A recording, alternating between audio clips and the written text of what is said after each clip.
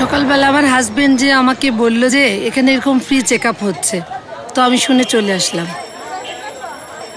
Diabetes নিয়ে confusion ছিল। Doctor aunty বলেছে ছোট মাছ খেতে। এই ক্যাম্পটা ভালো, তবে ফিমেল ডিজিজ নিয়ে আরেকটা ক্যাম্প করলে ভালো হতো।